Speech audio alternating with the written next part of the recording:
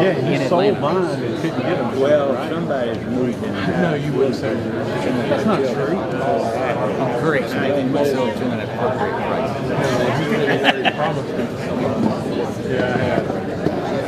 I see. He's already promised it. You know, they built a house. I think I've made up for it over the last couple of years. He went to 8-day game with his new best friend. Yeah, they got big. With my new friends. Slowly slipping by the wayside. I did ask Ballard, do you mind me if I call you Morgan? Just slowly slipping down. Ballard called me the other day wanting to sell. Hey, just a quick update. We just talked to the EMA, and we're expecting for them, well, they told us they're fixing to lift the tornado warning, and as soon as they do, we'll be getting started. So to everybody, looks like things are looking good for us.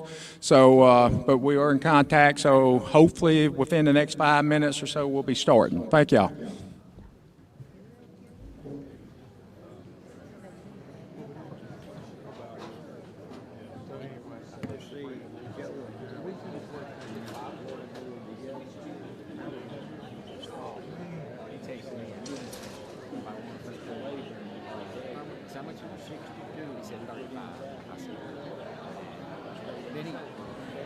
It's like the one you had. It's an arm sight pro, but it wasn't a 75 millimeter. It was a 2 to 16 by 50. They didn't know what they I sold everything I had. That other rifle that you looked at, I sold it. What did you think of it? When I told you that when he put it on the shelf, what did he say?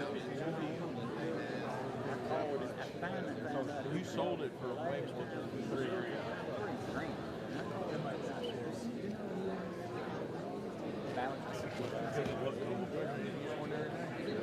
You just gotta find it. You just gotta find it. Like putting some cheese out and get that myself. You don't want me to sell it.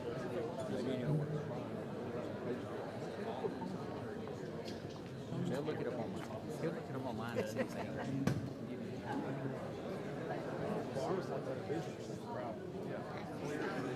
They will not support it.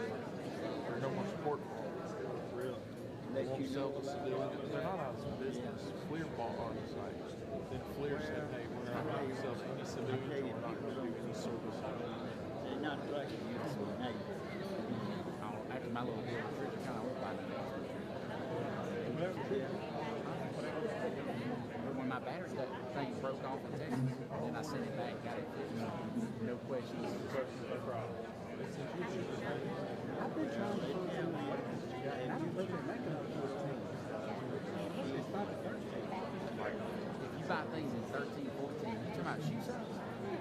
I was about to say, most numbers are in women's I believe I seen you somewhere this morning. How you doing, Terry? Glad to meet you. Yeah, I had breakfast with him. He was at the, but now they go down there every day. We'll go there. 2 more was open, and then I got the new one. Yeah, I got all the sorts. And this morning, when nobody was bringing me, like that's what I love. but anyway, They didn't make them a head sheet on the website. They did not have them in the first meeting on the website. I called them. this is Looks like we have some in storage in our main store. Like breaking up for the Jacksonville commercial every year. I've been knowing this my lady. Tis the season. I get some. But Ballard sent me a thing about buying it. He's buying a console. Bluetooth.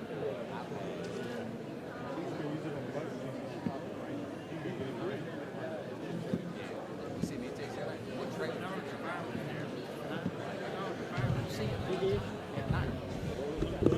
If everybody wants to take their seats or get back to their seats from their safe areas, we're fixing to go ahead and get started with the program. Thank y'all for bearing with us during this event, and hopefully everything looks good from what we've been told and seen. Thank y'all.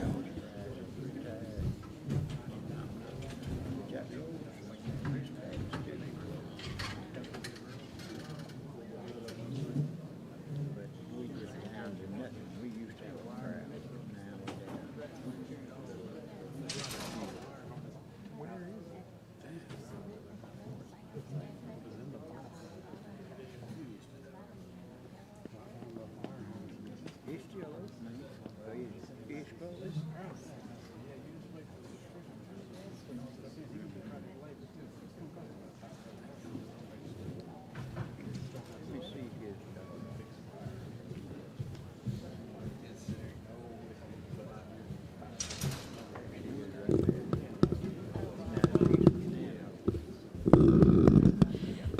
Okay, if that noise is the worst thing that happens, then we're good. Sorry about that.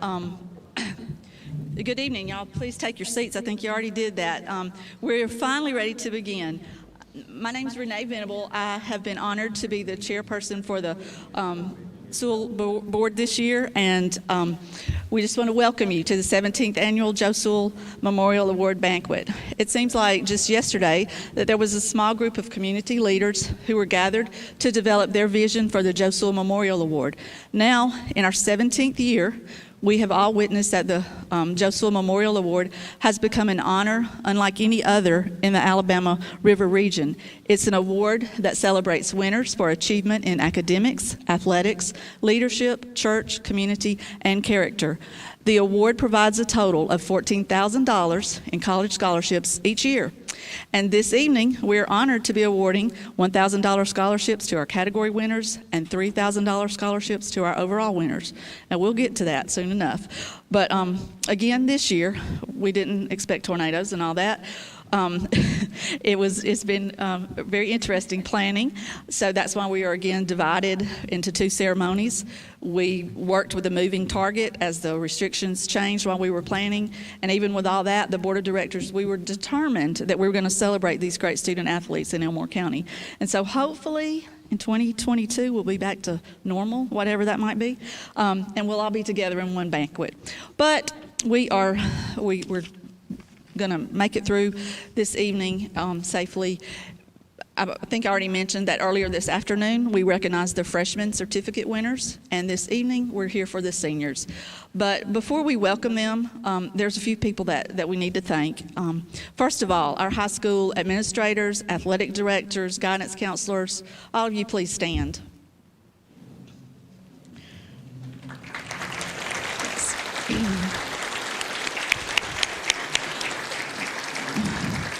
We greatly appreciate your support of this award. Every year the board asks you to send us your best, and you always do just that very thing, so thank you. Also, our superintendents, Mr. Richard Dennis and Dr. Brock Nolan, if you'd please stand.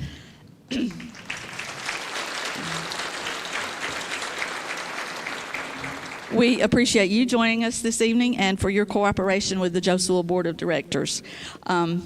Mayor Willis and the City Council of Wetumpka.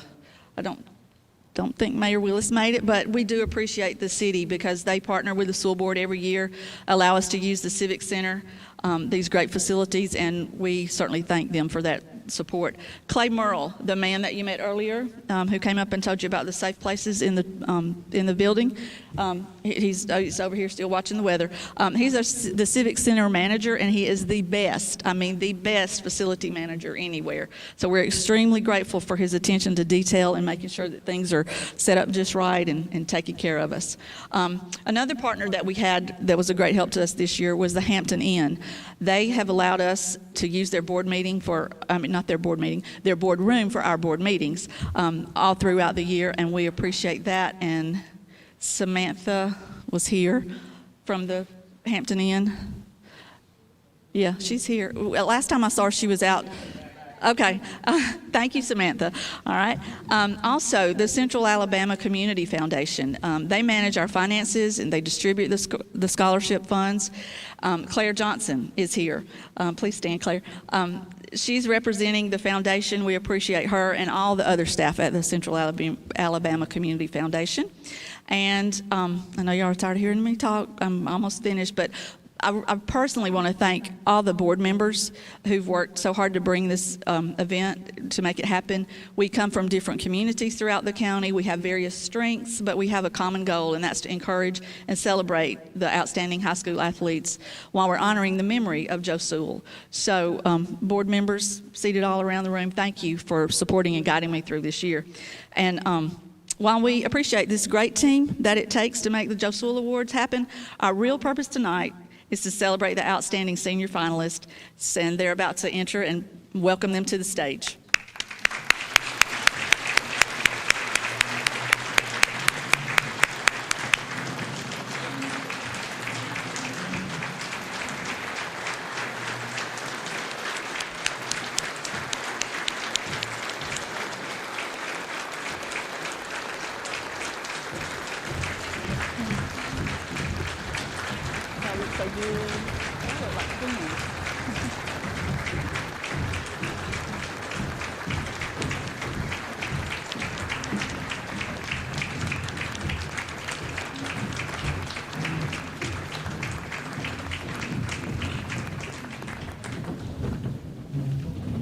Keep clapping.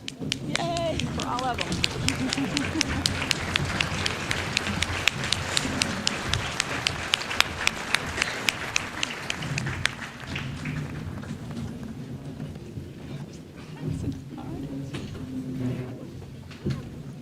All right. If you're not seated, you may be seated. Good evening. I'm Madison Roberts. I'm a member of the Joe Sewell Memorial Award Board. We will begin dinner service in just a moment, but first I want to call your attention to the student volunteers from Adullam House Christian Academy. Thank you, Ms. Kim Astorga, for bringing these students to practice their skills this evening. One other group putting their talents and equipment to work for us this evening is the award-winning video production team from Wetumpka High School. Under the guidance of Mr. Kyle Gooden, they are providing live streaming for our friends and families who could not be in the building with us. We appreciate all of these students using their skills to enhance our banquet. After our invocation, please begin to enjoy your salad. And then the students from the back that I mentioned earlier will bring your entree out to you. And enjoy your meal. At this time, please welcome Jeremy Jones, who will be blessing our meal tonight.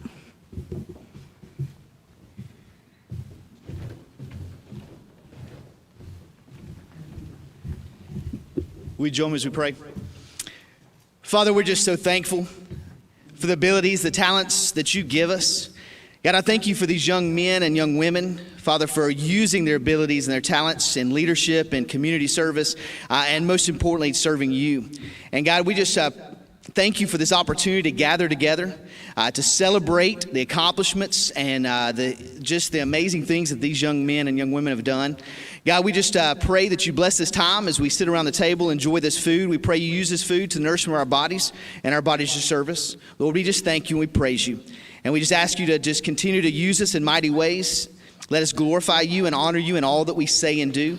And again, we praise you for the abilities and talents that we do have. And God, we thank you for the opportunity to use them to bring glory to your name. And it's in the name of Christ we pray. Amen. Amen.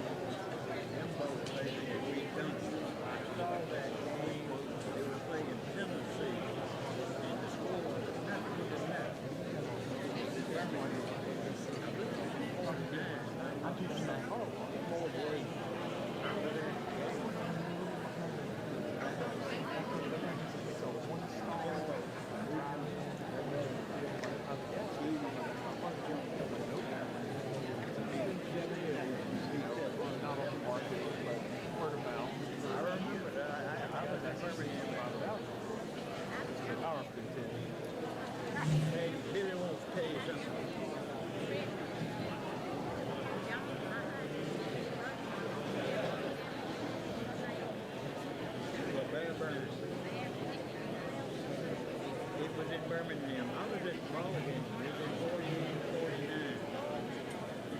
We played that. Yeah.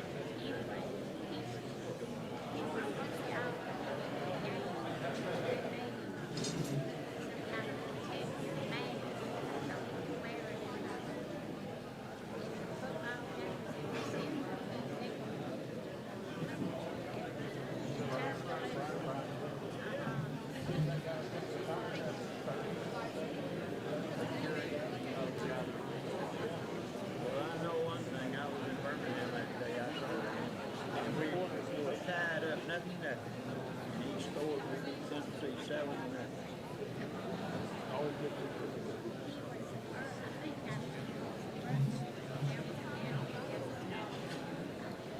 Huh?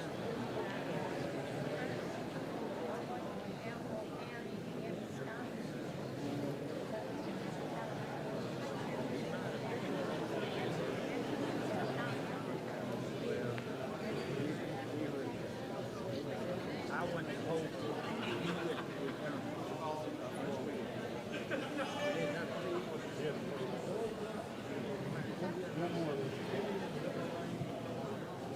I didn't play ball with him, but I played in the 50s. And he graduated in 2 years ago. Oakland and him, that was our rival. Oakland, we come. Played on Thanksgiving Day, every day. And that stadium was full around. There were people standing. It was a big game, always.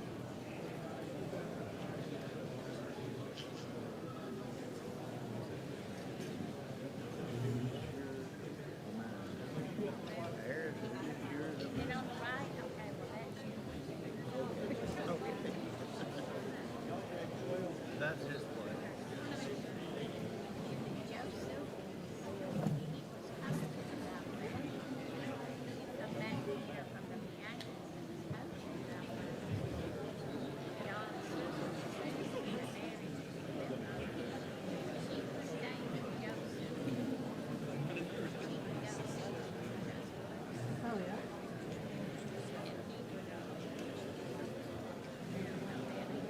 I bet he didn't weigh 200 pounds. He might have weighed 200. I don't. He could have weighed more than that.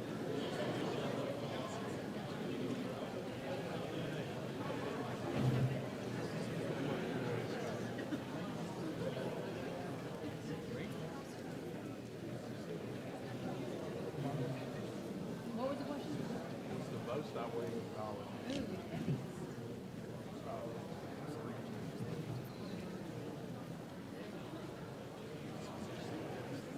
How about you, Morgan?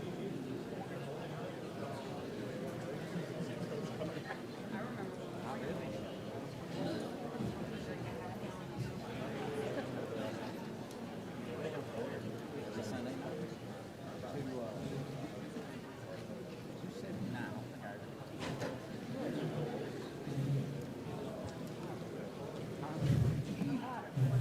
Let me tell you a little fun fact here. Muscle weight means fat. Probably when I weighed 300. When I learned to eat food up. Middle night frame. All you eat. Now get put on weight. I can, but I just don't show it because I did it last month.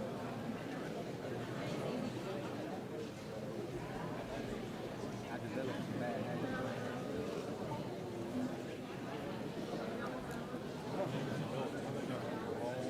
I've had it a long time. Just indulged it.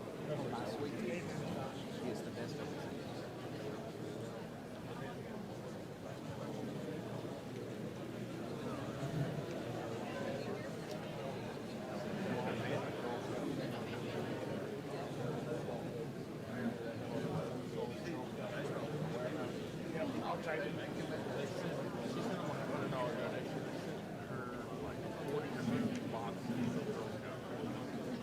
So she showed up more with bags.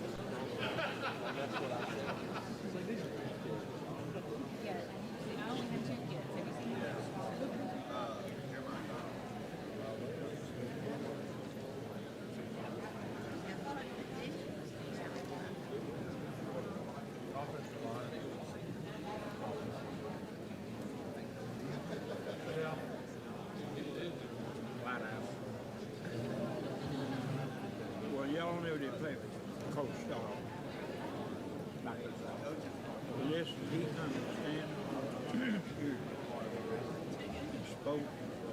had John Harris, the president, 1 year there, 2 years there, quarterback club. And he come back up here with Shannon Brown's daughter when that storm went through up there. Her funeral, he lived in Texas. I went to the funeral. He was there. But I got to meet him and got to know him, you know. His son, you know, I give him some pictures of Dad Brian I had through his daughters. Got some pictures. You saw Ginger with Dad over there. I won't tell how she got the pictures. Anyway, she crazy deal. It happened to me. Now we got pictures of Gene. We had that thing up there at Holiday Inn. We had that private reception. Gene would sit down and show us what kind of we took Well, a, you played on that championship team with Shannon Brown, and you didn't play on that. Okay, I thought you did. by the warehouse. We took a fruit basket, made a stand and put the fruit basket in so you could snap them. That's when I thought I was. Randy Ross. What else? Randy Ross. Where's he at?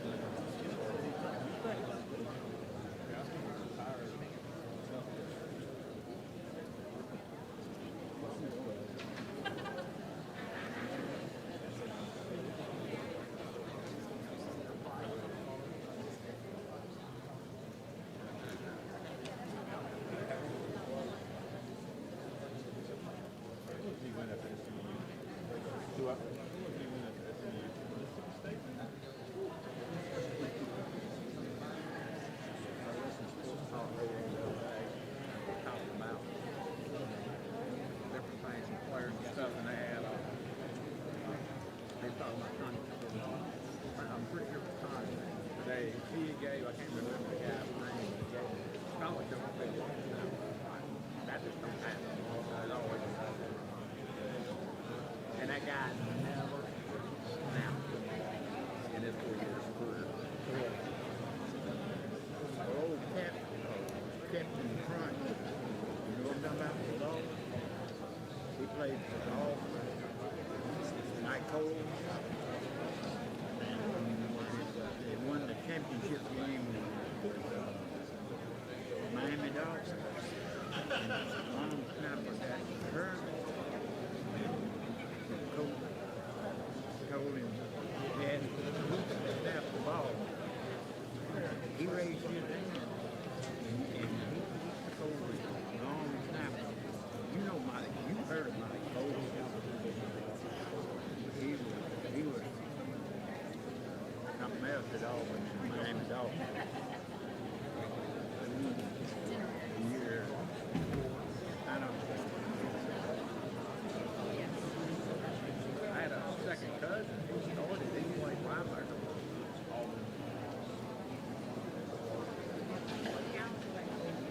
Like 76, 75, 79, he was a chair great.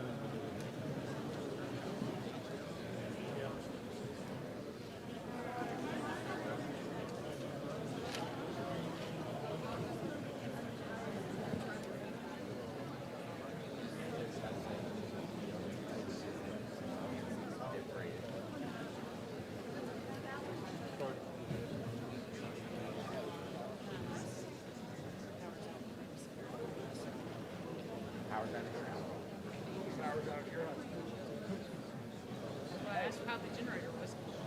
Better ordeal. At least your house isn't flooded like Natalie's. Natalie put 3 inches of water. She just moved in this week. Why do you think her water's dry? Oh, it's a 100-year flood. Yeah, you don't get a 100-year flood the first month of the month. She was like, we couldn't help her. That's the neighbors were really freaking out about the water rising.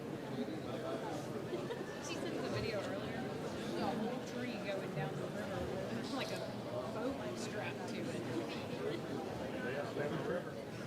I have no idea. I don't know that house. Natalie buys that house and it becomes that. Natalie. She's like, oh, she doesn't know. You don't know.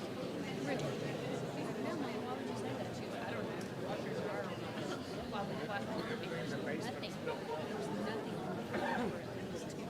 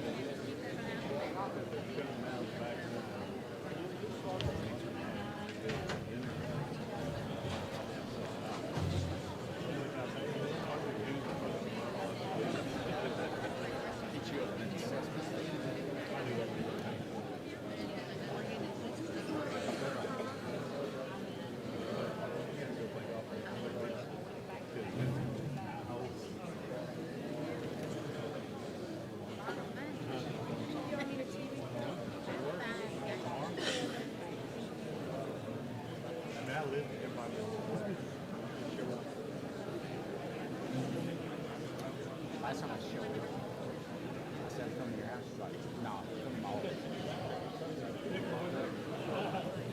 So I obviously can't do that one. I appreciate it. I want them to see everything. When you get to be my age, you don't get around like you used to. See, I'll come back to me. Tell her to go to her room. Company's going.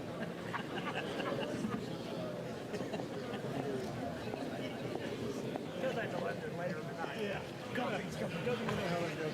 I'm not about like I'm not telling you you can't come to my house. Y'all better say goodbye. What I meant was, I'm not going back to my house. So if you want to see the house, you need to come off. I guess that's how I should be funny about it. You don't see the house, you might get a wife you get rid of it.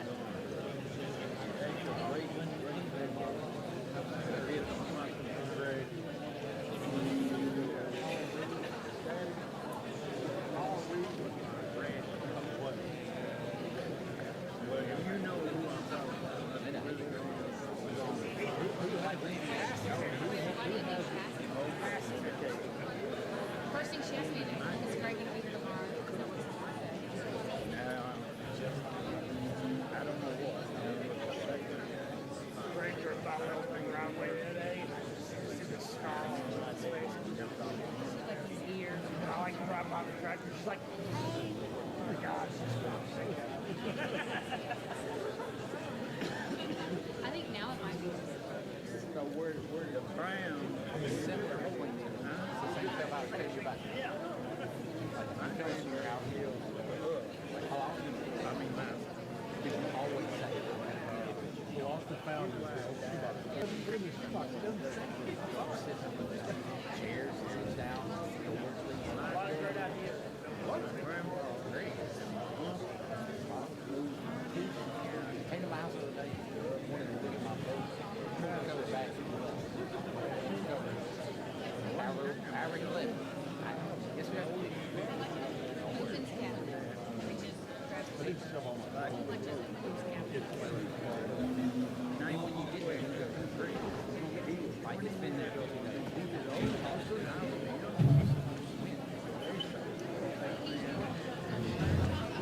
Hey man, thanks for doing my trash.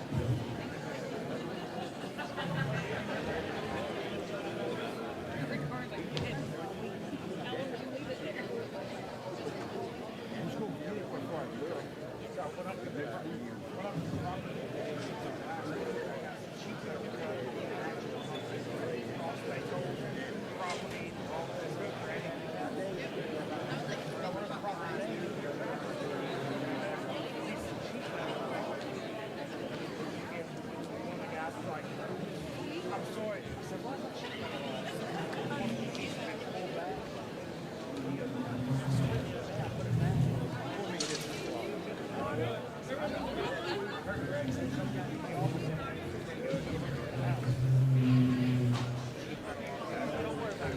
I know what you. I know exactly.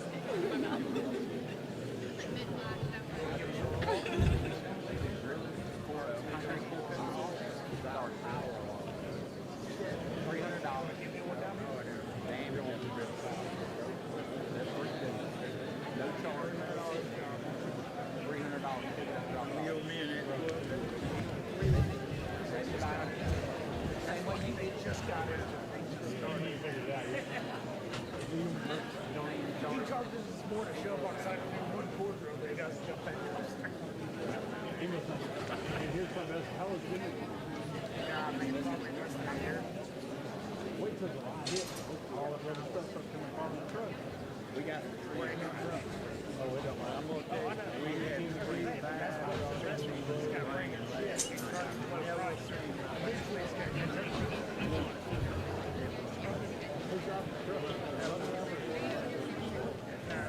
This morning, everything.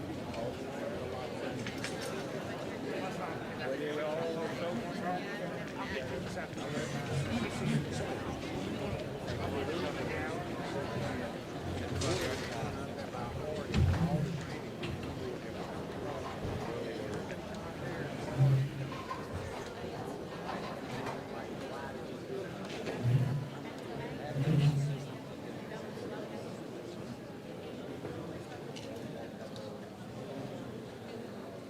Mr. Bridgeburg, what came from you to out front of Mr. Bridgeburg up at Oakland?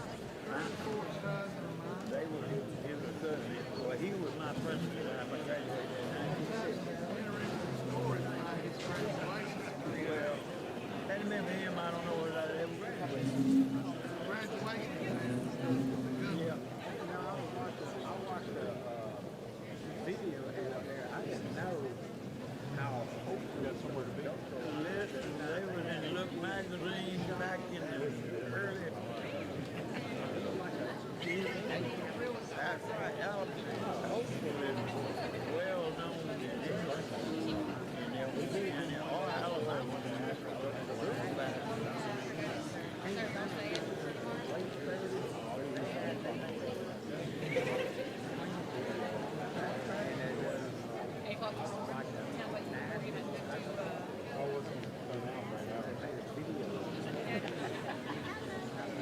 we had a chicken plant down there and a freezer and everything. This was Look magazine. And I've got a copy of that. Still got it.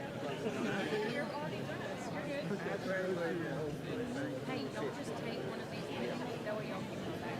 No, then everybody's meal group went to to 65 until they built standard. Yeah, they all went. In fact, in 1950, we played a ball game. Y'all are ready to start. How are you? Great. If I can have your attention, please, everyone. If you are eating, please, if you're out here in the audience, please continue to enjoy your meal. We're going to go ahead in the interest of time and try to get started. I think most of our finalists up here, if you're eating too, go ahead and finish up what you're doing. It is a privilege for me to be here tonight representing the Sewell Board. My name is Michael Morgan, and I'm here to recognize some people that we couldn't do any of this without. You're going to see lots of prominent people around here, some elected officials, civic leaders, business leaders that are here, our sponsors. If you will take a look in your programs that you have on page 4, you'll see a listing of these. Also, if you look on the Sewell website, you can see our sponsors, and I'm not going to try to recognize all of them by name or read those out to you. What I'm going to say, though, is that everything you enjoy about this banquet, from the programs, the meal, the flowers, the scholarships, the plaques, everything that's done would not be possible without the generosity of our sponsors. And so thank you very much. Many of them are here tonight. Some of them did not come in the interest of giving up tickets to others. I will say that over the last couple of years, we have been extremely fortunate. We had COVID, and last year this looked very different without a meal. Our sponsors still stepped up in a big way. This year, tornado warning, and we're still coming out of COVID. Our sponsors really stepped up in a big way. So who knows, next year maybe locusts or whatever is coming for. Stay tuned, but good things are in store. If you would, though, at this, and I'll say, if you get a chance, an opportunity to see any of these business owners or these elected officials who have supported us here tonight, and I know some of them are here, and our MC is going to recognize some of them in a minute later, but let them know you appreciate their sponsorship of Joe Sewell, this banquet, and the awards and the scholarships that are represented here. So can we give them a round of applause real quickly?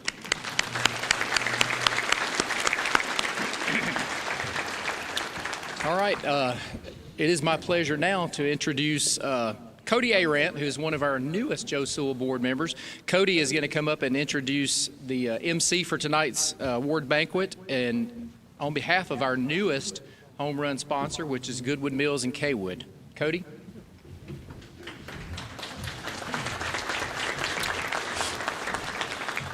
Our MC for tonight is going to be Doug Amos. Doug Amos has been a part of the sports media in the River region for 37 years, having covered the Southeastern Conference for the Montgomery Advertiser for 8 years before beginning his radio career. He's hosted a sports radio show in the area since 1993 and is a two-time recipient of the Associated Press Excellence in Broadcasting Award. He currently hosts the Max Roundtable with Charlie Trotman and Daryl Dappridge on ESPN The Ticket in the River region and on ESPN 106.7 in Auburn, Opelika. He also works for the Choice Sports Radio Network, serving as the studio host for Trojan football games, the play-by-play radio voice for home Trojan men's basketball games, and the ESPN Plus broadcaster for home Troy women's basketball games. Doug and his wife, Carla, have a daughter, Ren, age 13. Please welcome back for his 12th consecutive year as our Master of Ceremonies, Mr. Doug Amos.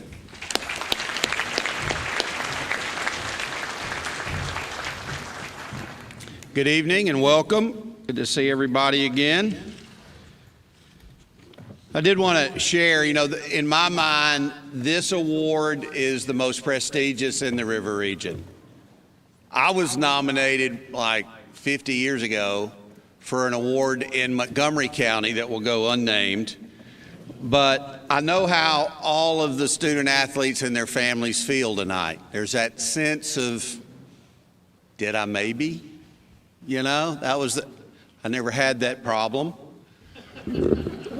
When they were announcing the winner, they always tell you a little bit about them. And the first thing that came out of the guy's mouth was, this year's winner was an excellent student. I was done. From that point, no nerves at all moving forward.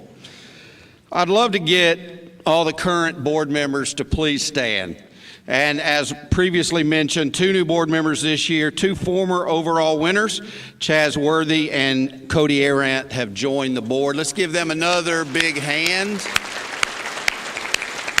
I'm not sure people realize, I didn't realize until I was able to go to the meetings one year, the time that these people put in for this event is immeasurable. They give selflessly of their time, of their finances, and certainly of their commitment and just impactful investment into our young people, our student athletes. Again, thank y'all. I get encouraged every year. I know Harris does. I know a lot of the board members, Renee, do. When we see the products that come here when they're nominated, whether it be a freshman, getting a plaque to try to keep them on track, or whether it be a senior nominee, I feel really good about Elmore County moving forward. I hope y'all join me in that feeling. The Joe Sewell Memorial Award is especially proud of the alumni who have gone through the program and who continue to excel at the college and career level. With limited seating capacity, there are not as many alumni attending as usual, but we ask any former overall winners, category winners, or senior nominees to please stand. Big hand for them. We offer a special welcome back to the 2020 overall winners, Connor Bradford and Laurel Bacon. Where are they? Please stand. Connor did a wonderful job earlier speaking to our freshmen at their ceremony. We also are proud of any alumni who may be watching online. Thanks for joining us. Now, I don't know where Barry Mask went. Barry Mask is one of the ones that got this thing started 17 years ago. And one of the first people he went to see is Billy Sewell, who is right here. They're waving at each other right now because we would not be here tonight if these 2 people had not put their heads together. Thank you, Barry, and thank you so much, Miss Sewell. You have been such a rock for this thing, and we're grateful. Let's give them a big hand.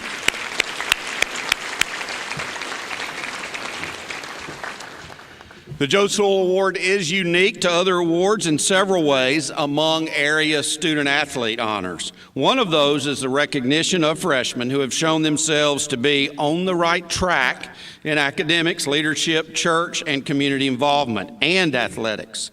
You can see the 2021 ninth grade certificate winners pictured on page 9 of your program.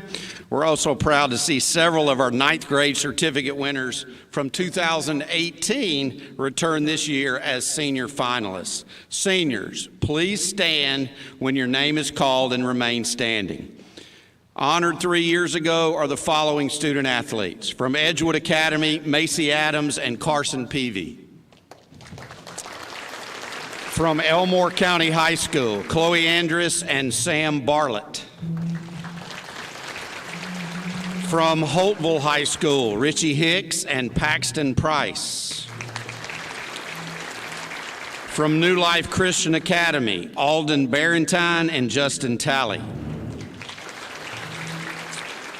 From Stanhope Elmore High School, Ricky McAdams and Christian Mozingo. From Tallahassee High School, Alexis Love and Haley May. And from Wetumpka High School, Morgan Causey. Big hand for all of these student athletes. Earlier this afternoon, we also recognized you to all of the freshman student athletes were here, and we challenged the 2021 certificate winners from the freshman class to be like you guys and be back in 2024. I told them the banquet was going to be really special in 2024. Your continued excellence through high school has not gone unnoticed, guys, and we're glad to have you back this year to contend for the overall awards and scholarships. Let's give them a big senior welcome and thank you for these student athletes. Y'all can sit down, but I did want to say one thing to each and every one of you. Y'all have the books in front of you, the great books to take home.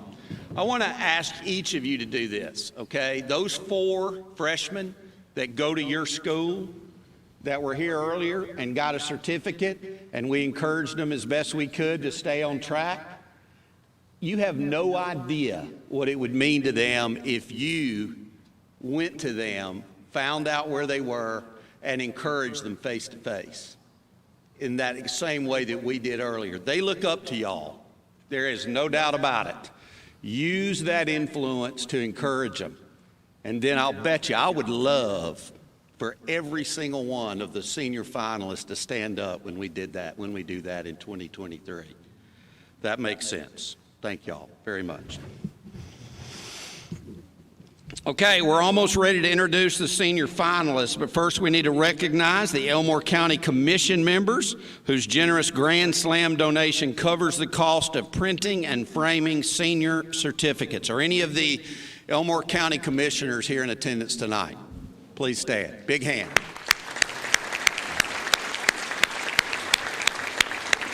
We'd also like to thank the triple play sponsor, the Millbrook Men's Club, who provided framing and printing for the freshman certificates. Anybody here representing them? There we go. Our MVP sponsors provided the full color program that I just mentioned. These booklets are placed on each table around the floral decorations. They also supplied those. And so we want to thank you all for funding a top-notch event for the students. Time now to introduce our Senior Joe Sewell Award finalists. You'll meet all 25 of these senior finalists from schools all across Elmore County. As a quick note, full bios and photos of each student are shown on pages 6 through 8 of your program. When I recognize each one of you, please come to the front of the stage so we can present your finalist certificate and photograph you with our board members.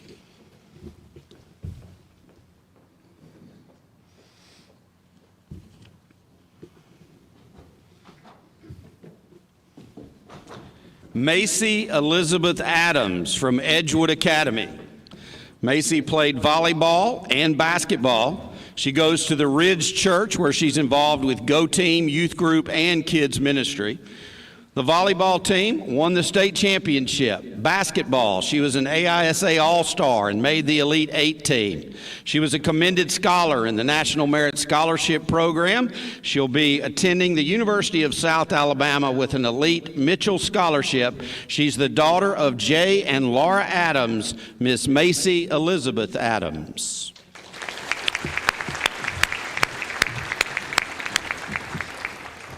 From Elmore County High School, Chloe Morgan Andrus. She's a volleyball player and also power lifts. She goes to the Catalyst Community Church, where she's involved with children's ministry, the tech team, and the worship team.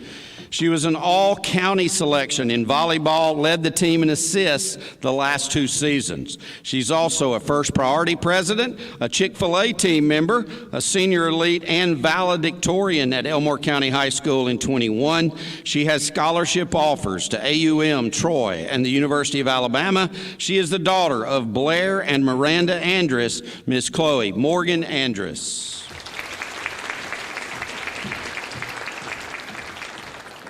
From New Life Christian Academy, Mr. Alden Luke Barentine. Alden played football and baseball, and he attends the Shoal Creek Baptist Church. He volunteers for HUGS, which is Homeless United Group Services. He was on the football team and a multiple position player and the captain of the varsity. On the baseball team, he was voted the best defensive player, the best offensive player, the ACAA All-State team as well. He's also involved with outdoor student experience. He has scholarship offers to Troy University and Auburn University at Montgomery. He is the son of Rachel Mason and Mark Barentine Jr. He is Alden Luke Barentine.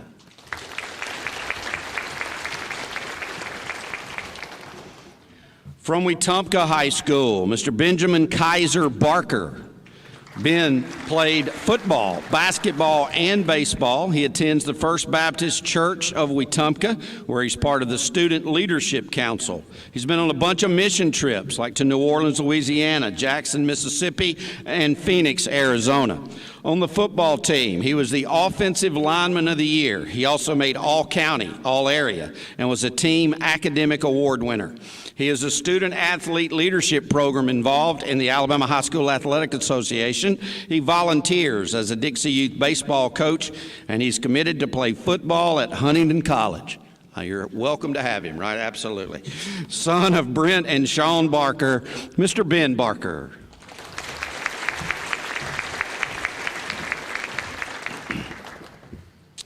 From Elmore County High School, Samuel Brian Barlett. Sam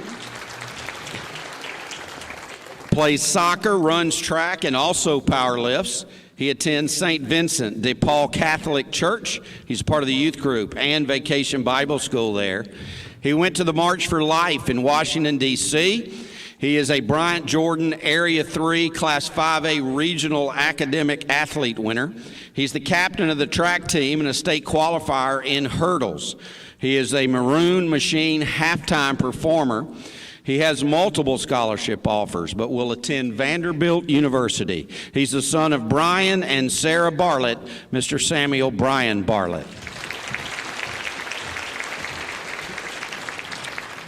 From Holtville High School, Erica Renee Broadway.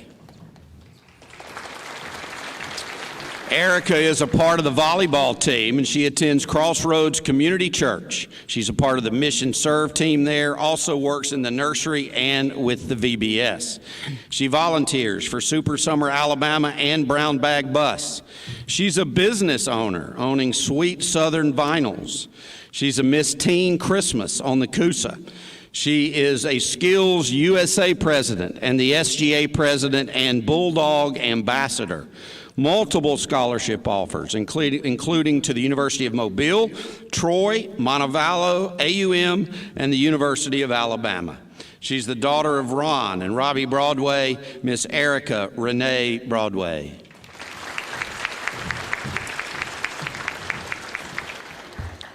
From Edgewood Academy, Haley Renee Brown. Haley was on both the volleyball and basketball and softball teams, and she also runs track. She attends Heritage Baptist Church, where she's a nursery volunteer and works with Operation Christmas Child. On the volleyball team, 3 AISA state championship teams. She was an all-star in 2020. On the basketball team, also an all-star. The softball team, 2 state championship teams, and she was awarded the 2020 Golden Glove Award. She's a part of the Fellowship of Christian Athletes and organized the See You at the Pole for her school. She has a Warhawk softball scholarship to Auburn University at Montgomery. She is the daughter of Shane and Kim Brown, Miss Haley Renee Brown.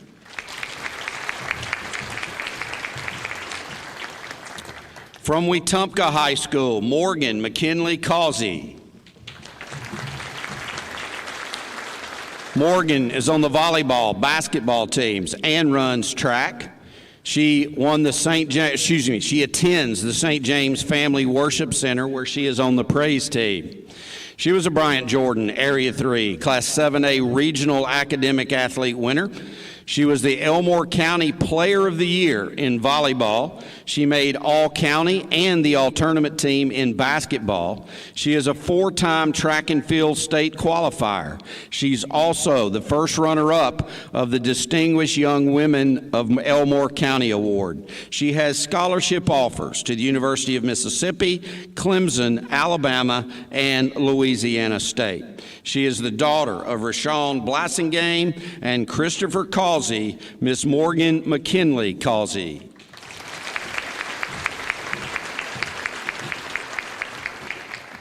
From Tallahassee High School, Jalen Cobb. Jalen runs track and field. He attends the Jerusalem Baptist Church, where he's involved with the youth choir and is a song leader. He was involved in Project Thanksgiving. In track and field, he runs the 40-meter dash and the 4x400-meter relay. He qualified for the state track meet. He is in the Pride of Tallahassee marching band, where he plays the trombone. He's been accepted to Troy University. He is the son of Nicole Cobb and Adam Cobb, Mr. Jalen Cobb.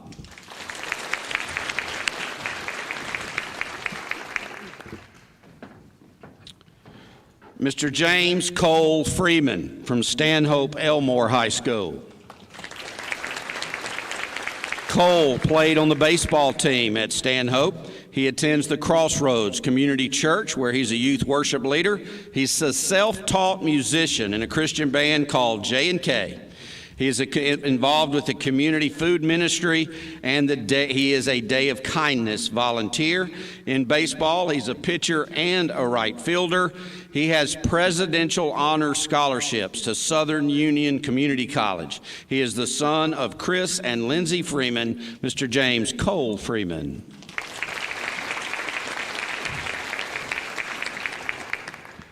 From Stanhope Elmore High School, Miss Alexandra Green.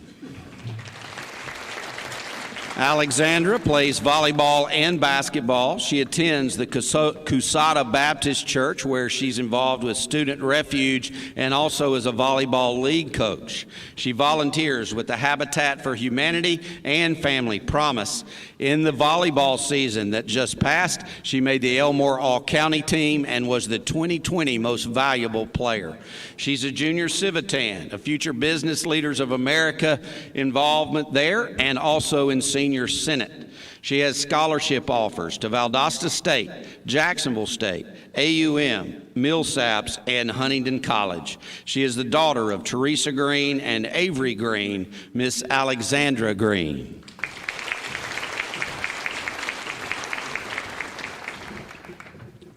From Elmore County High School, Kelly Grace Green. Kelly played on the volleyball, softball, and basketball team. She also ran track. She attends the Church of the Highlands. In volleyball, she was all-county and all-tournament selections. In softball, an honorable mention all-state player and also won the Road Runner Award. In track, the state winner in the 4x200-meter dash. She's been a class officer in each of her years in high school, 9 through 12. She has a softball scholarship offer to Central Alabama Community College, and she is also enlisted to serve in the Army National Guard. She's the sister of Haley Knowles and the daughter of Jim Green and the late Linda Green, Miss Kelly Grace Green.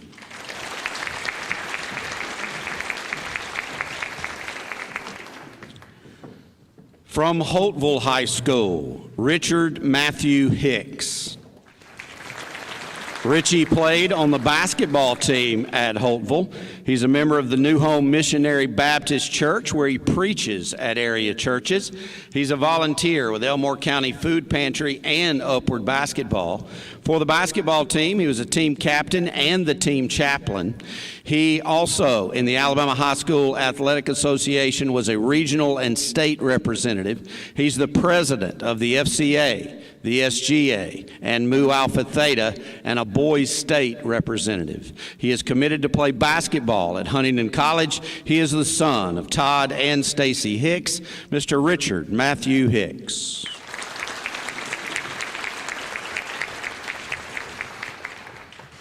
From Wetumpka High School, Miss Haley A. Holbert.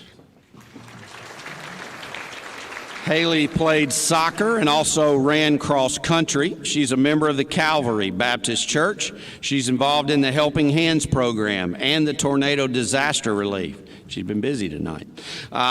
She is the team captain in all county on her soccer team. She is an Alabama Girls State involvement and is the SGA president. She won the county science fair 2 straight years. She's been accepted to Auburn, Alabama, UAB, and Mississippi State. She is the daughter of Douglas and Jessica Holbert, Miss Haley A. Holbert.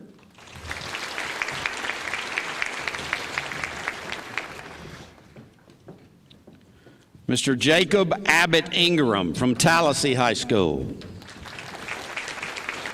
Jacob plays baseball for the Tigers. He's a member of the First United Methodist Church of Tallahassee, where he's gone on numerous mission trips. He volunteers at community baseball camps. He was a North-South Baseball All-Star in the Alabama High School Athletic Association.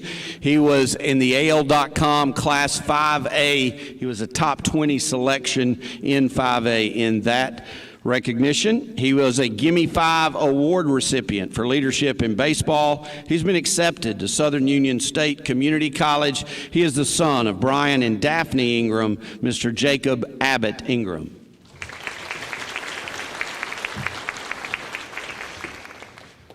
Elmore County High School's Michael Blake Jones. Blake played soccer for Elmore County. He attends Trinity Episcopal Church, where he is a church musician. He's a volunteer for Operation Christmas Child.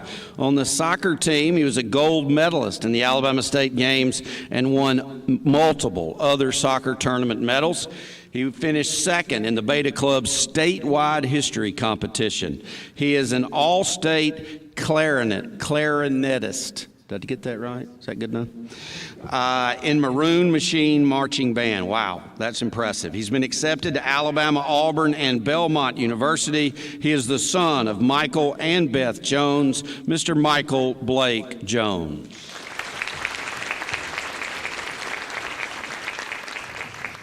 From Tallahassee High School, Miss Alexis Love. Lexi plays softball, runs track and field, and also plays volleyball. She attends the First United Methodist Church of Tallahassee and is involved in the Alabama Rural Ministries program there. In softball, she made the all-county team, the all-metro team, and set the school's RBI record.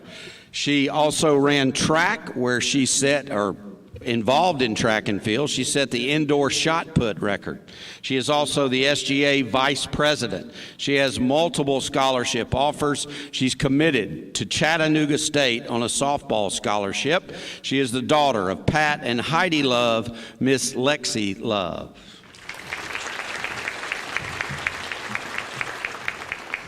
Also from Tallahassee High School, Haley Victoria May. Haley was a cheerleader and also participated in track and field. She attends the Jerusalem Baptist Church, where she's on the usher board and in the youth choir. She was a cheerleader and the team captain of that team. She placed first in the AHSAA Cheer Super Regionals. She is a UCA All-American cheerleader. She was a track and field state qualifier. She's been accepted to the University of South Alabama, Alabama State, Troy, and Jacksonville State with a Jaguar Dream Scholarship. She is the daughter of Nicola May and Stephen May, Miss Haley Victoria May.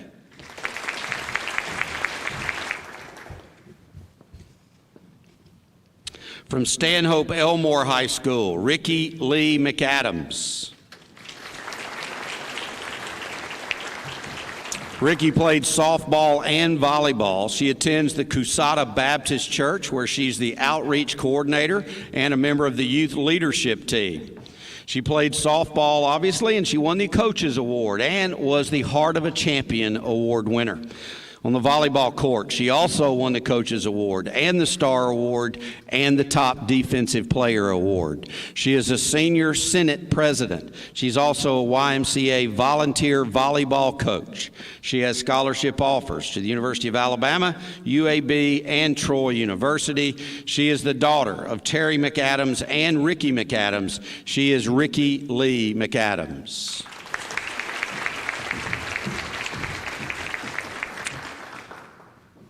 From Stanhope Elmore High School, Michael Christian Mazingo. Christian played baseball for Stanhope Elmore. He attends Journey Church, where he works with the video and camera team. He's a team leader there and with the online services department.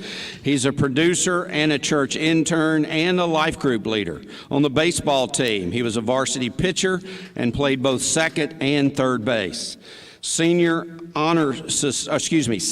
Honor Society, where he also is part of the Senior Senate, and Mu Alpha Theta. Multiple scholarship offers for Christian, including the University of Alabama Presidential Scholarship and Auburn University's Spirit of Auburn Founders Scholarship.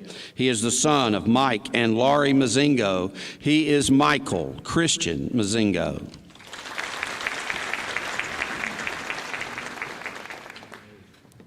From Edgewood Academy, Jackson Wesley Mulder. Jackson played football and was also on the golf team. He goes to Crossroads Community Church, where he's a part of VBS, the Reality and Truth Ministries, and has been on multiple mission trips. He is the SGA secretary, also a part of the yearbook staff and the Fellowship of Christian Athletes. He's also been involved with the Academy of Model Aeronautics. He is a West Georgia Junior Rodeo participant, also involved with the National Youth Leadership Forum on Medicine. He's been accepted to the University of Alabama, Jacksonville State, Auburn, and Southern Union Community College. He is the son of Zach and Amy Thompson. Mr. Jackson Wesley Mulder.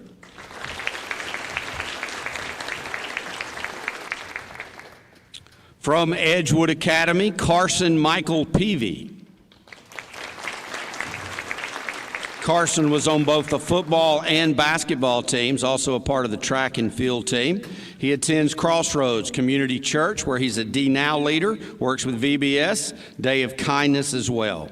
He volunteers for YMCA Brown Bag Bus and the Elmore County Food Pantry. He is the captain of the football team, was an AISA All-Star, and also made the All-County team. In basketball, he was also the captain and a part of the AISA 2A state championship team. He's involved with Boys State, where he was a nominee, and he's also the class vice president. He has scholarship offers to Alabama, UAB, Auburn, Montevallo, and Huntington. He is the son of Clint and Melinda Peavy, Mr. Carson Michael Peavy.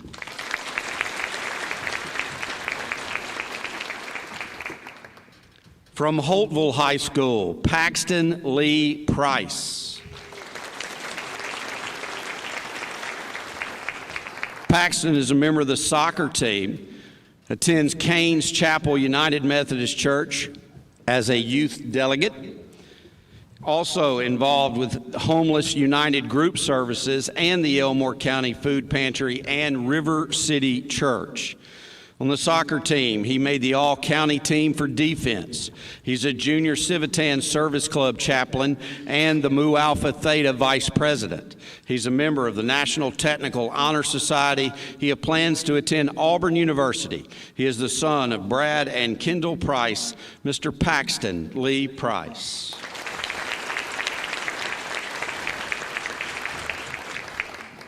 From New Life Christian Academy, Justin David Talley. Justin plays on the football and baseball teams. He attends Fresh Rain Family Worship Center, where he's a youth leader. On the football team, he played nose guard, defensive end, and linebacker, also offensive guard, center, and tight end.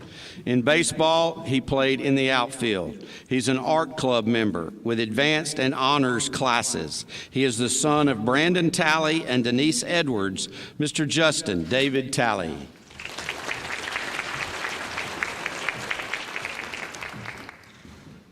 From Wetumpka High School, Luke Tessier. Luke played on the soccer team. He attends Thelma Baptist Church, where he's a fall festival volunteer. On the soccer team, he was the varsity team captain and also made All-State. He was on the Elmore County Impact soccer team. He's an AYSO volunteer referee. He's also been in advanced classes with the Placement Scholars Award.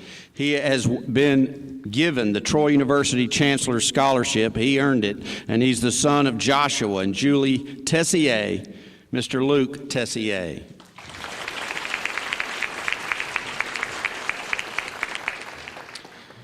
In just a short time, we'll recognize the male and female category and overall winners. But first, on behalf of Neptune Technology Group, let's welcome Mr. Wayne Pitchford. He's going to introduce our special guest speaker, Brody Kroll, and thanks to Neptune for being a Grand Slam sponsor.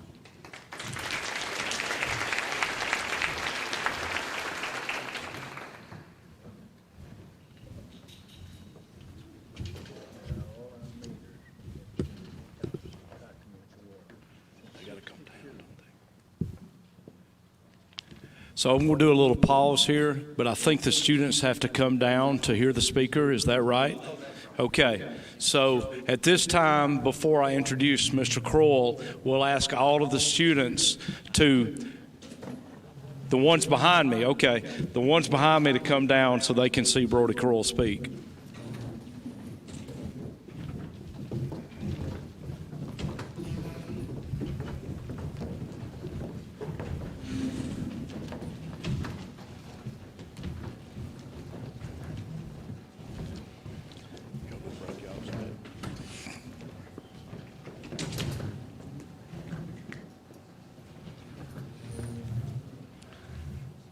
Okay, sorry about that.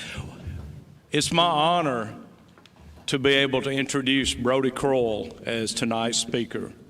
Most of us in the audience recognize the name of Brody Kroll as the star quarterback at the University of Alabama. As a matter of fact, I remember in 2005, Brody Kroll leading Alabama to a huge victory over Florida in what I still call the loudest I've ever seen Bryant-Denny Stadium. After playing 4 years at the University of Alabama, Brody Kroll went to the NFL for 5 years, where he played for the Kansas City Chiefs. A little known fact, according to Mr. Doug Amos, is that Brody Kroll is the last quarterback that started an NFL season opener from the University of Alabama. However, there's much more to Brody Kroll, as I think you will find out tonight. More importantly, Brody Kroll, after his football career, became the executive director of the Big Oak Ranch, which is a Christian home for abused, neglected, orphaned, and abandoned children. It consists of the Big Oak Girls Ranch, the Big Oak Boys Ranch, and Westbrook Christian School. Brody, his family, and the staff at Big Oak are grounded in one purpose: to relieve the suffering of children.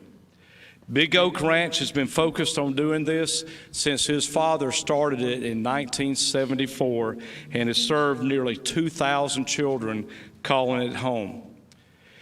Brody's ministry at Big Oak Ranch is founded on the words of Jeremiah 29:11. For I know the plans I have for you, declares the Lord, plans to prosper you and not to harm you, plans to give you hope and a future. Brody's father, John Kroll, who was also a Bama football legend, was the founder of Big Oak Ranch. He spoke at the Sewell Award in 2008.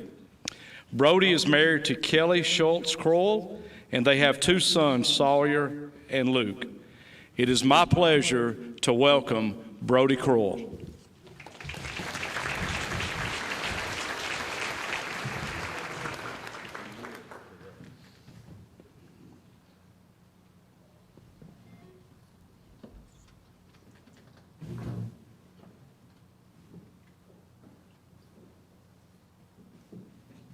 Are we on? Just a second. Okay.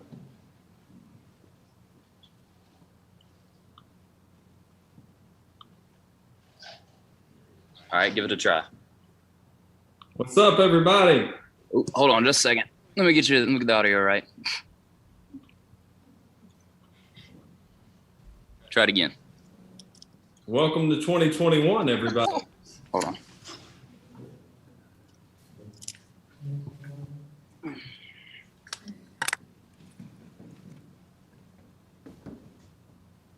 All right, give it a shot now, Brody. Can everybody see me? Everybody hear me? Maybe now. How about now? There we go. There we go. Now. Good. Gotcha. How is everybody? Everybody good? Hey. Oh my goodness. First, I am truly honored to be a part of this. I wish I was there with you in person, but unfortunately, we've been under tornado watches and warnings, as I hear that you guys have as well. And my wife made sure to tell me that she was the one that shut this whole thing down. She was like, you are not driving. You're not going to go and be out on the road when all this is happening. So when I got the alert that this thing was starting 30 minutes later, I got the biggest I told you so look that you've ever seen. And she made sure to make sure of that. But I do have one in the audience tonight, and that is my 7-year-old son, who is sitting up there looking at me, just staring at me. So if I feel like I look weird and I have different people looking at me, it's because he's a part. You want to come down and say, hey, everybody, buddy? No? Okay. But seriously, I'm honored to be here. Obviously, I've heard the legacy of Joe Sewell for pretty much my whole life, and so I'm honored to be a part of this. But to get started for tonight, first I want to say congratulations. But I wasn't brought here to just congratulate. I was brought to hopefully speak to you guys, as I've heard my father say my entire life, that a man with experience is never at the mercy of a man with an argument. And so I want to speak to you from a place of experience, of sitting in the seat that you've sat in, and want to really speak to you, either you ninth graders that are about to become more influential in your high school career and what you're trying to get accomplished, but maybe even more so you seniors that are about to step into a whole new realm, a whole new whether it be in academics or whatever it might be. I just want to speak to you guys just give me 20 minutes. And I hope that this message helps you. But it really starts it probably started the same way that it did for you guys. A lot younger than where you sit in those chairs. I promise you, it started a lot younger than where I am sitting right here. It started when I was 11 years old. I walked into my parents' bedroom and I said, I'm going to play in the NFL. And they were like, okay.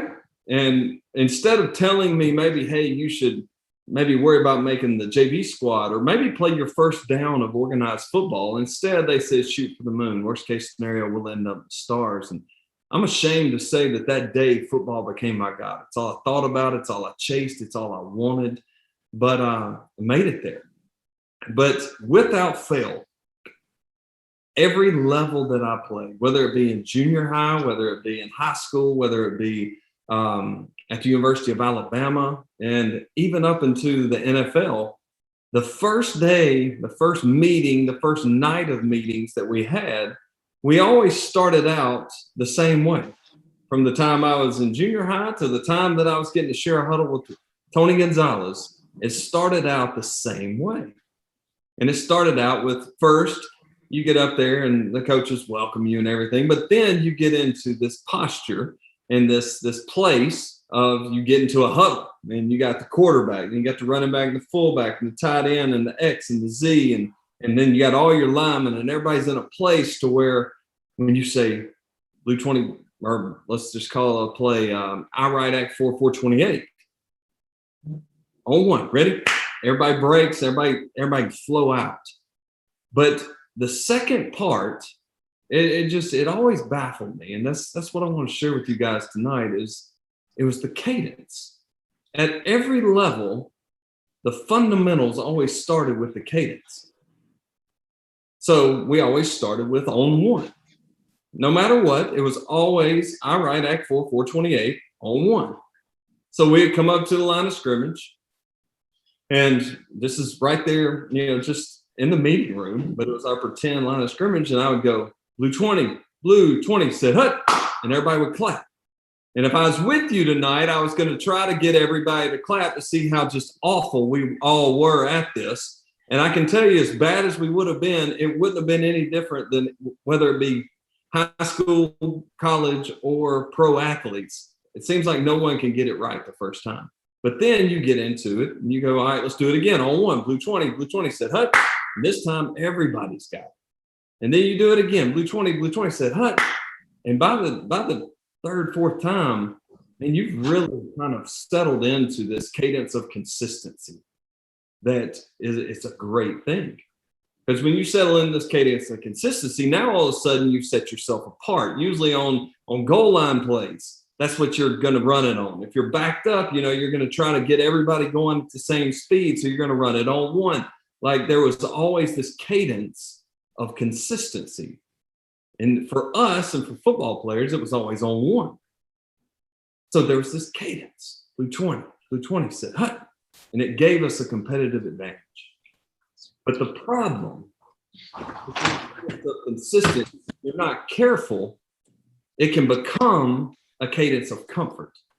And when I say that, it's if I just get lazy in the huddle and I just get used to calling a play and, we might run deuce right, 40 belly, and I'm out of just habit, I go on one. What I begin to do, my consistency begins to become a place of comfort. And now, instead of us having the advantage, now all of a sudden you have safeties that are anticipating a snap count. You have guys that are being able to run and they're 10 yards off the line of scrimmage. If they know your cadence, they come and they're just flying right past it. And the problem is that now all of a sudden your cadence of consistency that led to a cadence of comfort, which is it's just kind of the easiest thing to do. Unfortunately, are we back on? Can you hear me? All right. Where were we at? Cadence of comfort? Okay, so we're at this cadence of comfort, but unfortunately, this cadence of consistency leads to a cadence of comfort, and before you know it, it becomes a cadence of complacency. And that is where we've just gotten so rooted in what it is that we do. Maybe we get into a place of, well, if it isn't broke, we don't fix it. We get into a place of, well, that's the way we've always done it, which to me is the most dangerous phrase in the English language. Or maybe we just get to, well, hey, we're winning, or we just become complacent with where we get. So now, instead of consistency being a positive, it has led to a place of complacency, which is a negative. And that's really what I want to talk about tonight, because, guys, the steps that you're about to take are going to take you from, it's going to create this, hopefully you settle back into a cadence of consistency, but you're about to be uncomfortable. You're about to be in this place of discomfort. And I mean, and be honest with you, that's probably what you're used to. Most coaches tell you, hey, get comfortable and uncomfortable because discomfort stimulates growth. But what I want to encourage you guys with is that improvement is a battle that must be fought for every day, as if yesterday didn't happen. So I want to say that again. Improvement is a battle that must be fought for every day, as in yesterday didn't happen. Because guess what? Your next pitch, it does not care how fast your last one was.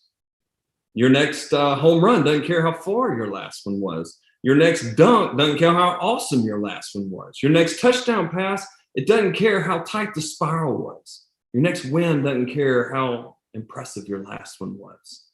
It's your best effort again every day. See, because, guys, improvement, innovation, redefining yourself every day, it's a battle that has to be fought for every day. But it's also a battle that it's not a big breakthrough every time. It's constant. It's constant. If you could hear my sons, they hear from me every day. Play outside your box, guys. It'll make your box bigger.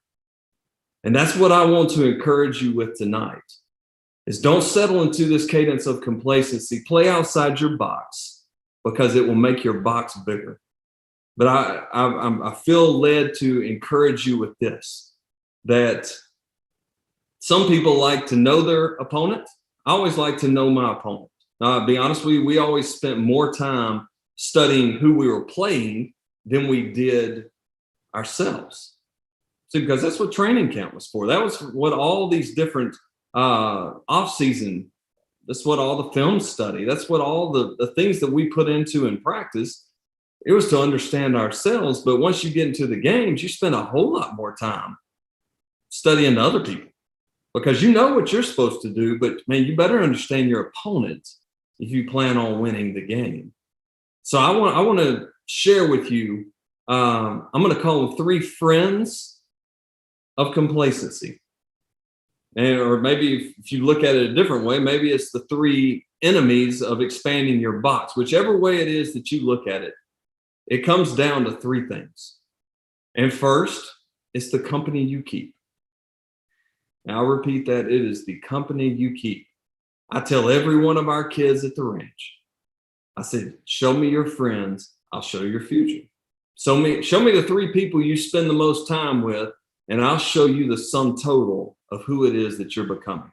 And for those of y'all that don't know what we do and what our ministry is, we have a Christian home for children that we serve 180 children on a daily basis right now. What we do, we make it really, really complicated, but we take a godly man and woman, we put them in a home, we give them 6 to 8 boys, or we give them 6 to 8 girls, and we say they belong to you.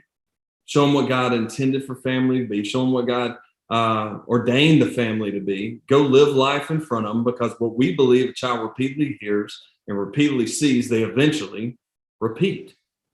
So go live that life. So one day that they start going, man, that's something different about you. Now you just earned a seat at their table that now you get to share with them a different way of life, and where that true freedom and that true hope truly does come from. And that's what we do. But I tell our children, I'm like, guys, I can't emphasize to you enough that you're one relationship away from changing your destiny. And that could either be in the positive way, or that could be in a negative way. But if you show me your friends, I will show you your future. So, parents, be aware of who it is that your children are hanging out with, because your children are drifting in that direction, no matter what direction that is. That's the direction that they're going. And young people, hear this. Identify who it is that you want to be, and don't spend any time with anyone that is going to antagonize the vision of who it is you want to become. It's important. The company you keep, it can be something that can either propel you, or it can be something that will be an anchor that holds you back. So it's important to understand who it is that you're hanging out with. Secondly, is the counterfeit that you believe. Now, I'll say that again, that's the counterfeit that you believe. And here's what that really means is there are no shortcuts. There is no quick fix. There is no, hey, this is the way we're going to try to get through this faster. There is no, the grass is greener. At the end of the day, if you want to get to where it is that you want to get to, there is no shortcut. There is no way to get there quicker than anyone else. The only way that you're going to get there is through hard work, is through perseverance, is through getting through injuries, is through whatever it is that you want to put in there. Don't get lost with this friend of complacency that convinces you that there's an easier way. And if you're willing to put in the work, and if you're willing to go down that path, expect a lot out of it. There's nothing wrong with that. Expect a lot out of it. But if you're not willing to put it in, don't be surprised with your don't be surprised with your results. And intentions, they don't determine your direction. Actions do. So make sure that your intentions are drawing you to a place of there are no shortcuts. And then take those intentions and transform them into action. And now all of a sudden you'll begin to get the results that it is that you want to see. And lastly, is the cheated that you accept. And when I say the cheated that you accept, I want to tell you, you are not a victim. Don't believe it.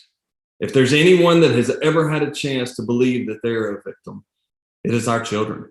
We have kids that live with us that we had to make up birthdays for them because they lived on the streets for so long, they don't even remember the last time that they celebrated one. We have girls that live with us that their own mother sold them in truck stops so they could pay rent. We have boys that live with us that had to step in front of their younger brother to take the abuse so he wouldn't have to, that used to have to defend their mother from an abusive drunk boyfriend that was abusing their mom. Guys, I'm humbled to true humility when I tell you there's not a story that we haven't heard and we hadn't seen. And if there was anyone that had a reason to say I'm a victim, it would be our children. But they don't. See, what they do is they say I'm not going to fall for this illusion that I'm a victim. What I am is I'm an overcomer. But to get to that place of being overcome and to get to that place of winning, whether it be in a game, whether it be in life, whether it be in overcoming obstacles of your past, sometimes to win, you have to get to the place of asking yourself, what am I willing to give up in order to win? Because if you want something badly enough, there's going to be sacrifice on the other end of it. I'll repeat that. If you want something badly enough, ask yourself, what am I willing to give up to get there? It's not just about what you're willing to give. A lot of people are willing to give. Very few are willing to give something up in order to achieve what it is that their goal is. And I love this story of this Spanish conquistador called Hernando Cortez. And this is back in the 1500s, and he was this wealthy guy, but he had heard of this treasure in the Yucatan in Mexico. And that for 600 years, these Aztec warriors had protected this treasure. And he heard about it. And like most wealthy people, he wanted more. He had this wealth, but he was like, man, I want more from it. So you know what? He took that and he said, I'm going to go find the people that are going to go help me get what it is. So he had to get himself to a place where he was willing to give up his life, because no one had ever come back from going to fight these Aztec warriors, one with the treasure, or two with their entire army that they went with. So he went, he started trying to recruit his band of misfits. And so all of them are starting to ask him, they're going, well, what's different about us? He goes, we're different. That's all he knew to tell them. He said, we're different.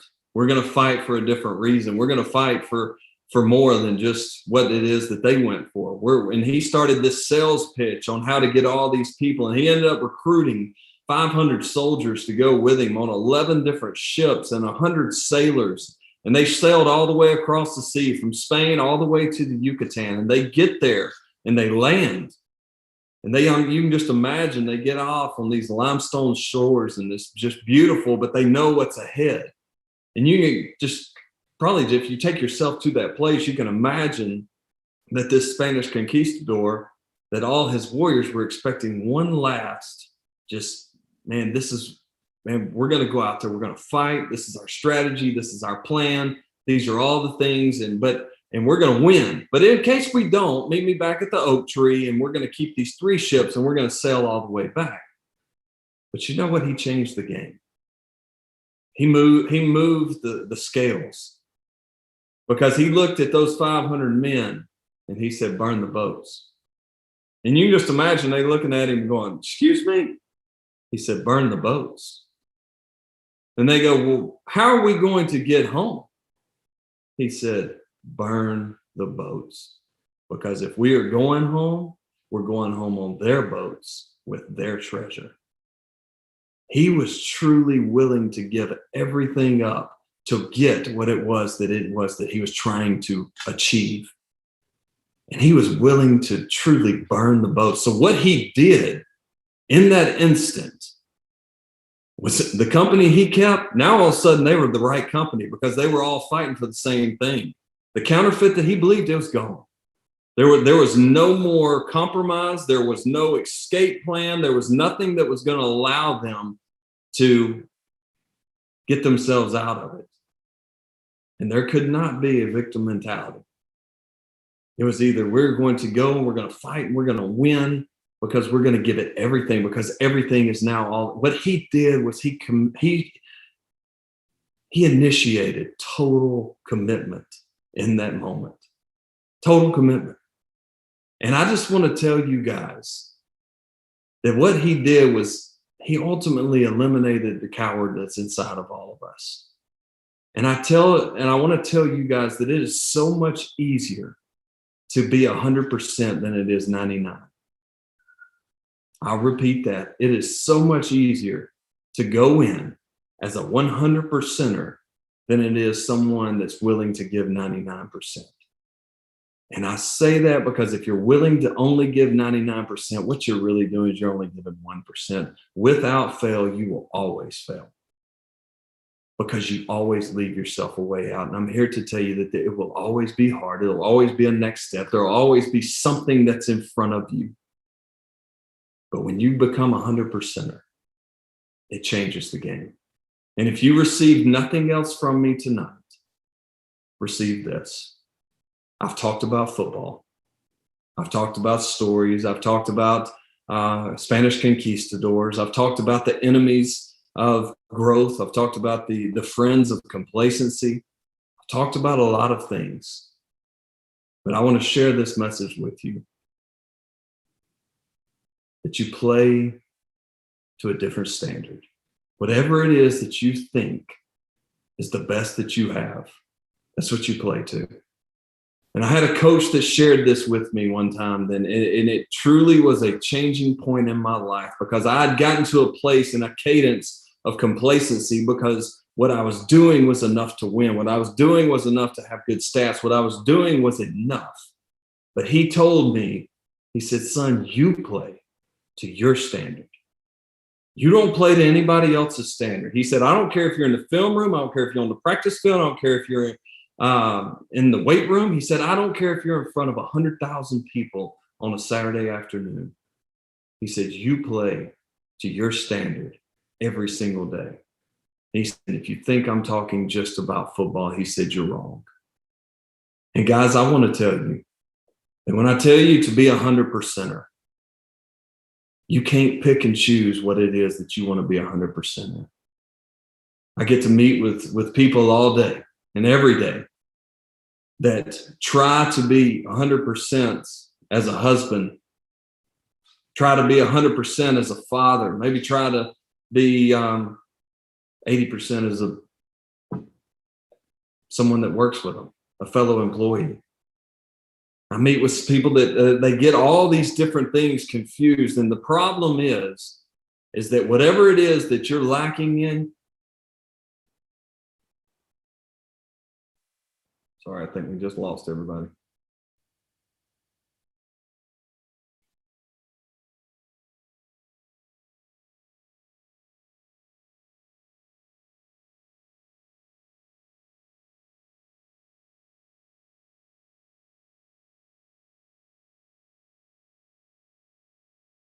Sorry, everybody that we are Facebook Living with right now. I believe we just lost our banquet.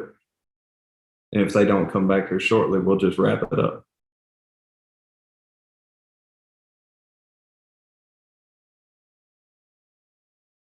Okay. Wrapping this thing up. You can't pick and choose where you decide to go all in. You can't pick and choose if you want to. Here we go. We're coming back. I think we're back now. Are we back now? We're back now. Well, to wrap it up, guys, you can't pick and choose where it is that you want to be 100% where you don't. You can't pick and choose where it is that consistency is going to not give way to comfort and complacency. When it comes to standard, that standard is a moving bar. And that standard is something to be shot for every single day. But if you think I'm talking about athletics, if you think I'm talking about academics, you're wrong. The only way that standard, it begins and ends with Jesus. He set the standard many, many years ago. He set the standard of what it is to look like to live a sacrificial life. He set the standard for what it is to serve others. He set the standard of what it is that leadership looks like. He set the standard of what it looks like to give your life for something greater. And guys, I think we owe it to ourselves. We owe it to our families. But most importantly, we owe it to a God that loves us. We owe it to Jesus that gave his life so we could have ours. So I just want to encourage you as you take this incredible achievement that you've already set into here this night and that you're all competing for. And I just want to encourage you to tell you that live a life worthy of repeating. Live a life worthy of the one that gave his life for you. And the way to do that is to play to your best every single day. Don't settle into a cadence of complacency. Play to a standard. Make sure that bar is always moving. He deserves our best. Thank y'all guys for having me. It's been truly an honor. Congratulations to all of you. And hope you have an awesome night.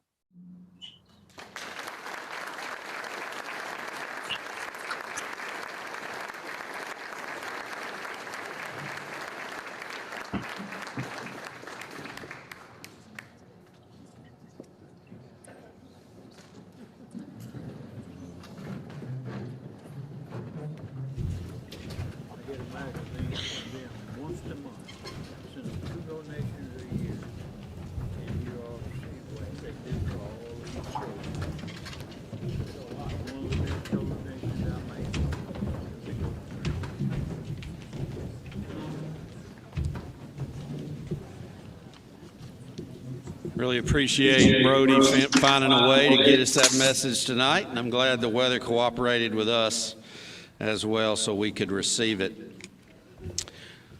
Want to welcome Israel Askew to the podium. He's a Joe Sewell Memorial Award board member, and he's going to explain our selection process.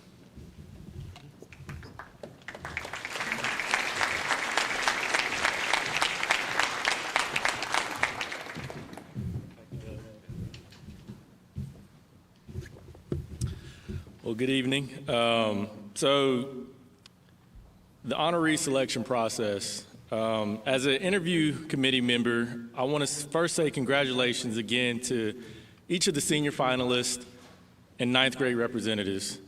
Some of you know how the students are selected, but for those who don't, we want to give a better understanding of the selection process.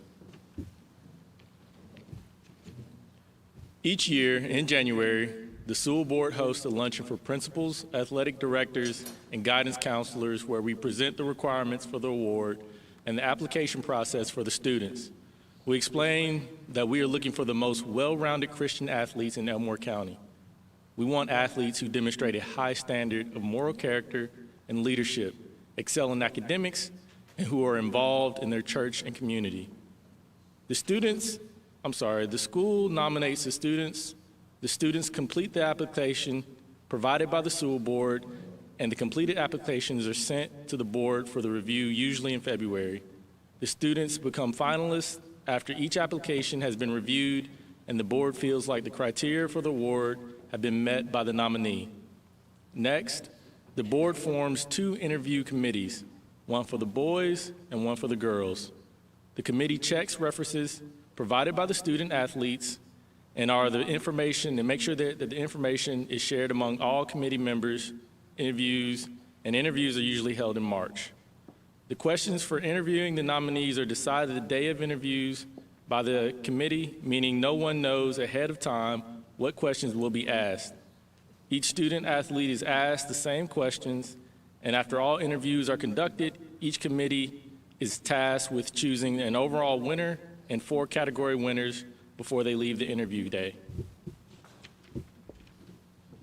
The task is hard because these students truly are the cream of the crop in Elmore County.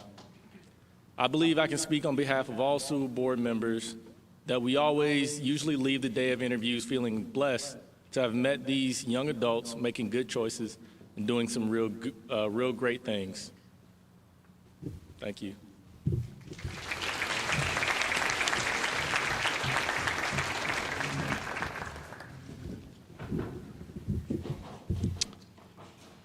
Now we reach the moment we've all been waiting for, and that's the announcement of the 2021 Joe Sewell Memorial Award category and overall winners. Each category winner will receive a $1,000 scholarship.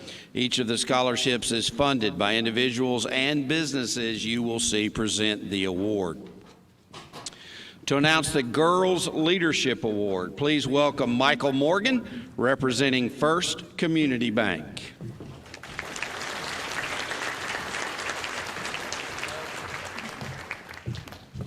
On behalf of First Community Bank, it is an honor for me to recognize this year's Girls Leadership Award winner. If I can get it out of this envelope.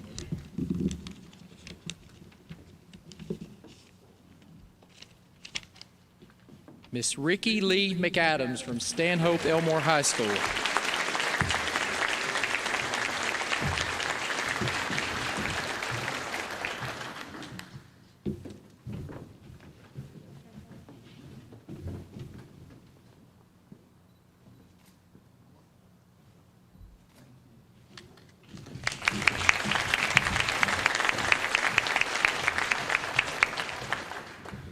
To announce the Boys Leadership Award, please welcome Connor Bradford, the 2020 Boys Overall winner. He's representing the Wetumpka Lions Club.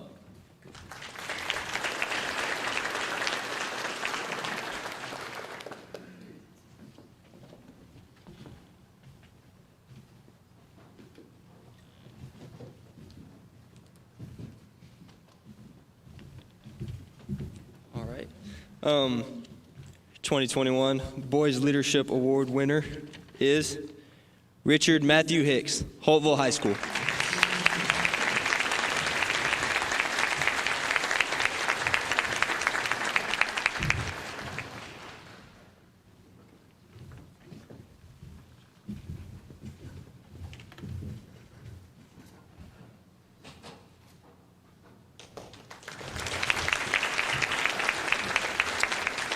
Before I forget, I do want to remind all of our category winners and the overall winners, please hang around down here for pictures. We need to kind of gather right in front here for that, okay? To announce the Girls Academic Award, please welcome Lisa Knight, representing the Alabama Power Company.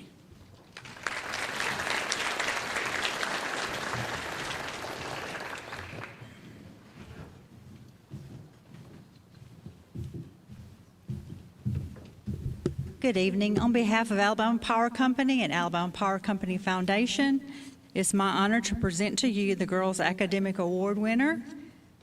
And the winner is, from Edgewood Academy, Macy Elizabeth Adams.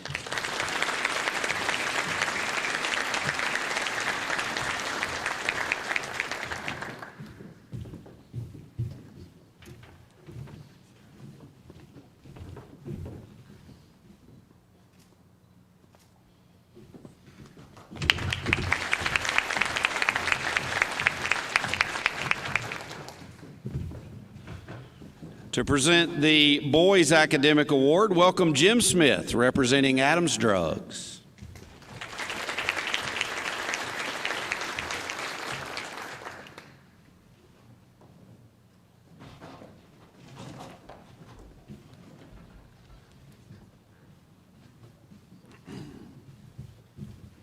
On behalf of the owner of Adams Drugs and all the employees, and I see one right out there, Melinda Peavy of Adams Drugs, we are honored to present the Boys Academic Award winner.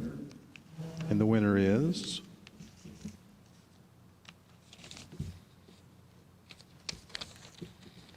Samuel Brian Barlett, Elmore County High School.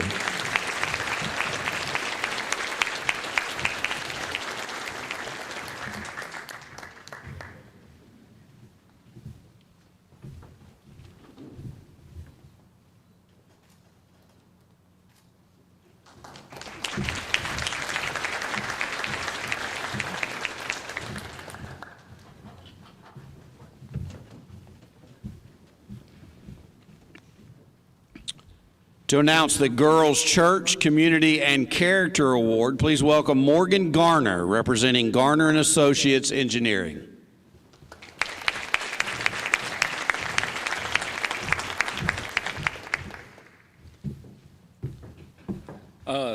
This is Morgan Garner. It's my pleasure to announce the winner of the Girls Church Community Award winner. And the winner is Erica Renee Broadway, Hopeful High School.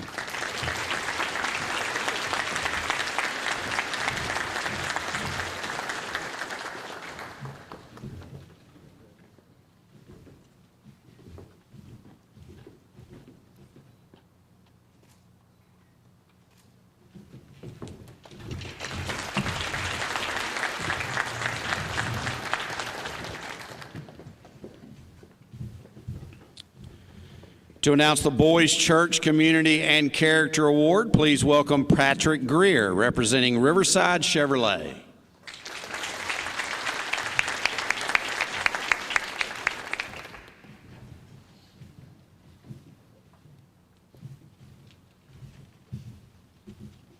On behalf of Riverside Chevrolet, I would like to congratulate the winner of the Boys Church Community and Character Award, and that is Paxton Lee Price.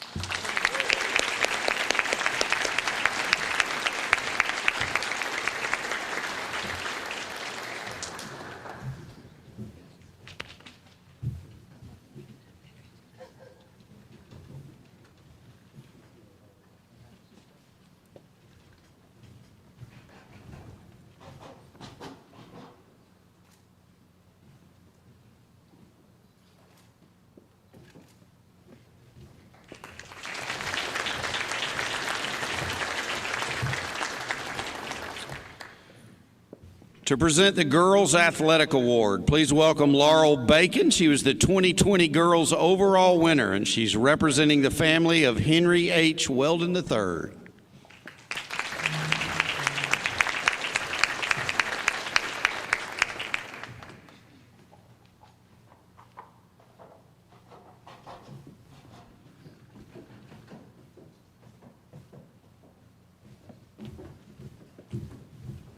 On behalf of the Weldon family, it is my pleasure to announce the winner for the Girls Athletic Award.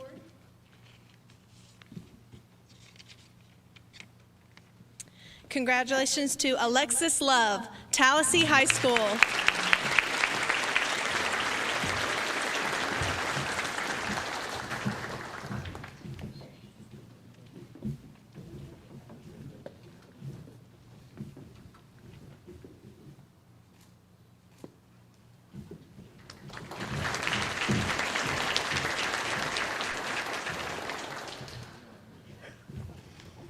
And to announce the Boys Athletic Award, please welcome Luke Rowe. He won the overall winner. He was the overall winner in 2008, and he's representing Lee and Lisa Williams.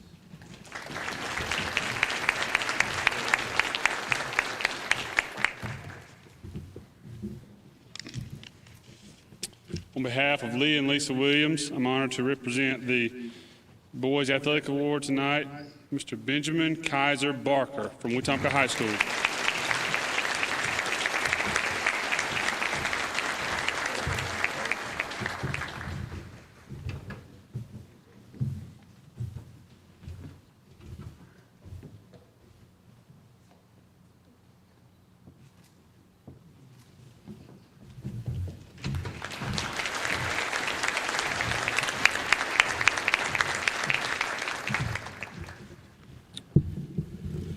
Okay.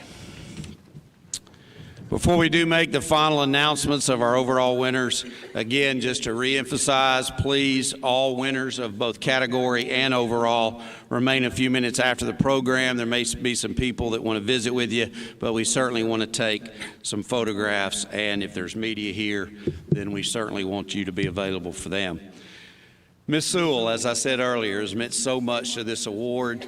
We're going to ask her if she would, after the overall winners are introduced by Mr. Barry Mask, we're going to ask them to come up on the stage, say a few words to us, and then go back to the bottom, at the bottom of the steps, and get their picture made with Miss Sewell.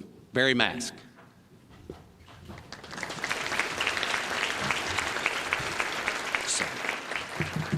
I do want to say this.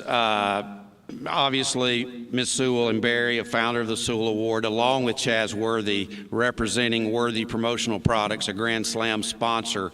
They will also be there to present the girls' overall Joe Sewell Memorial Award and the winner of the $3,000 John Sewell Scholarship. So, Barry? Thank you. What a privilege and an honor, and I appreciate that. The girls' overall Joe Sewell Award recipient is from Wetumpka High School, Morgan McKinley Causey.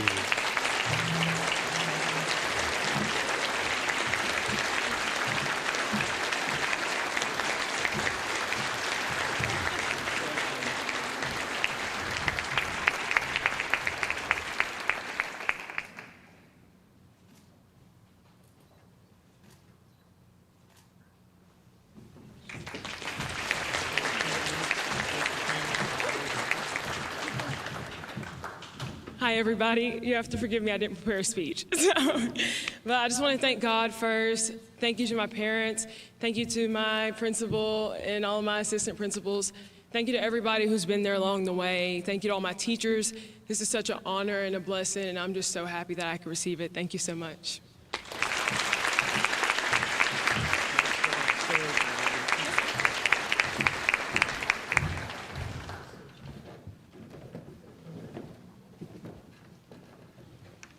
And again, a big thank you to Worthy Promotional Products for their help with this award.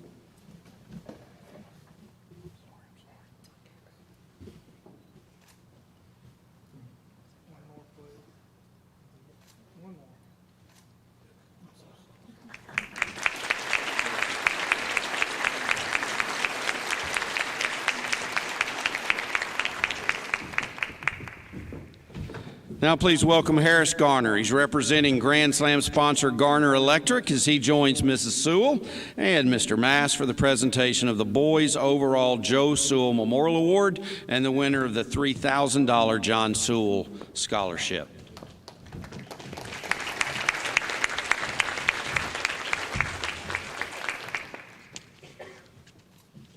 It's a great honor to be here to behalf of Garner Electric and Billy Sewell, the Sewell family. On behalf of the John Sewell Scholarship, this is truly a great thing, and I truly believe in it. So thank everybody for being here. The overall boys award winner and the John Sewell Scholarship Award winner is Carson Peavy from Edgewood Academy.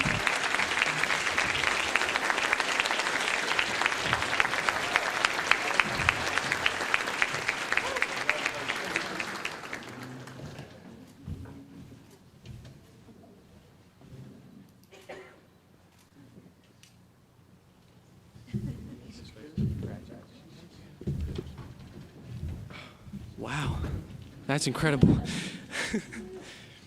I just want to thank the board for choosing me in such a deserving candidates. I just thank you for choosing me to represent such an honor. I just want to thank all my friends, family, school, faculty, every mentor, Jeremy Jones, for making me the man I am today and growing me into what I am. Thank you very much.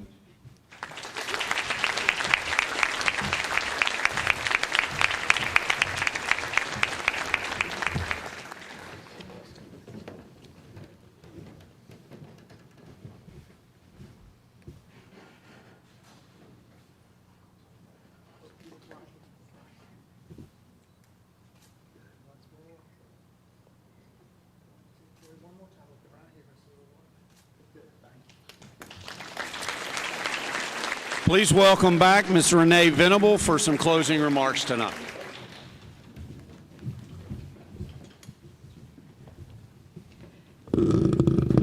Congratulations. This has really been a great evening, tornado warnings and all. We've celebrated these great group of students.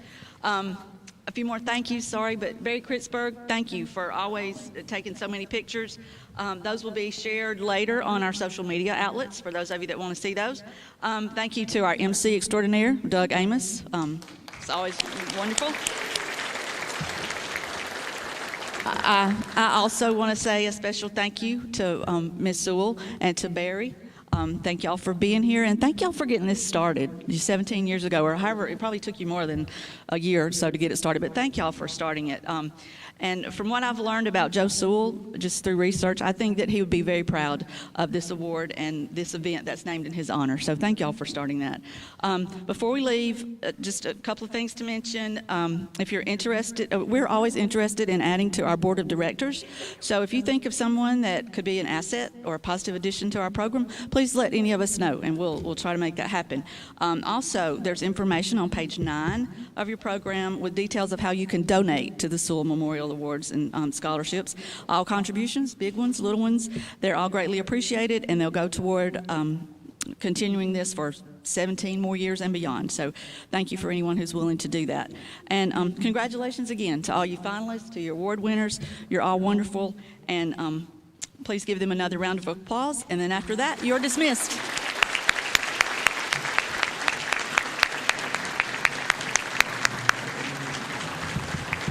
Oh, one more thing, I forgot. This is a good thing. On all the round tables out there, there's those beautiful floral decorations.